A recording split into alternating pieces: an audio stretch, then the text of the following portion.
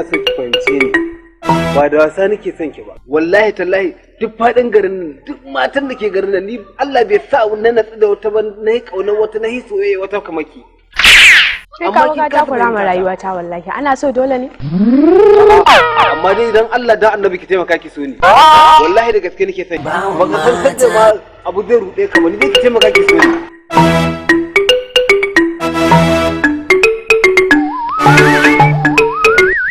Usuri na sanar da zuwa. To ki je kin gani rayuwa ce wallahi in dai wulakanta mutum abin ne je ki. Bawon mata. Fatima. Ya kake? Yau Fatima ba tare da ɓata lokaci ba. Ga sako. Sakon nan ne na kawo. Bawon mata. Bari rage wannan yin hawa mashin kai ko da ke in zuba mai kai ko da ke amma na zuba man ba. Haɗa kawai da kake riki. Allah zai bada ni an jima. Na ji daɗi wallahi na gode. Allah ko? Amma ka san komai? Na'am. Wallahi wata ƙawar mu ce. To saurayinta ya siya mata mashin budget. Na'am.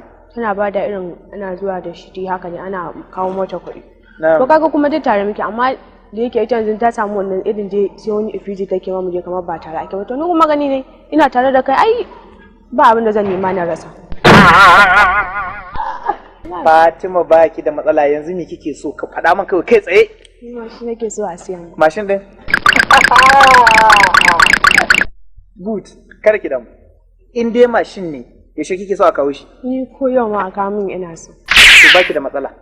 Yau din nan ki je kawai ki sha sha'anin ki.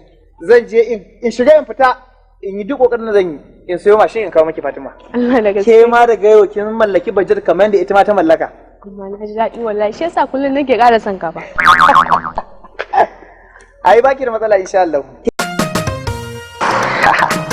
Yawwa to bari in saukana. Saboda ni dai yanzu ba kuɗin nan garan ba. Ita kuma baby ta ce in ban kawo mata mashin ɗin nan ba za ta shiga cikin matsala. Bari in tara ɗan goyin sai in yi hikima. Yawwa ga wani nan wanda Allah ya ɗora ma. Ku zo ku gani bawon mata ina tafiya ta ku daidai a ce na more ku dai a ce ban morewa. Yawa malam barka da Allah. Ya hidimomi. Wallahi ina dan tafiya na zo mashin ina shine nan ya dan tsaya nake tunanin kaman ko ringin ne na ci. To shine nake so da Allah ka taimaka min ka dan yi min kafa nan zuwa round din liyafa. To babu damuwa. Naira 100. A ba damuwa ba. Ba damuwa insha Allah. Yau. Bawon mata. To mu je. Bawon mata. Ku zo ku gani bawon mata. Da gani. Bawon mata. Kana ji ko? Abin da ya kamata na kama kana dan tangal-tangal. Zo ka hau wannan din. Sai in tuka sai in mana kafara. Hau wannan ka gani. To ba damuwa. Bismillah. Ka san mu gwanaye ne kan wannan harkar. Kare da gaske. Bari yanzu za ka gani. Za ka ga alamun cewa ni gwani ne. Da maganar bawon mata ku ce musu aini ne. Ya za a yi in kyale mata gani mu masoya ne. Idan ka biyo wata sigar ma kira su iyaye ne. To don haka ni sha'anin mata ba zai yi wa in kyale ma ba.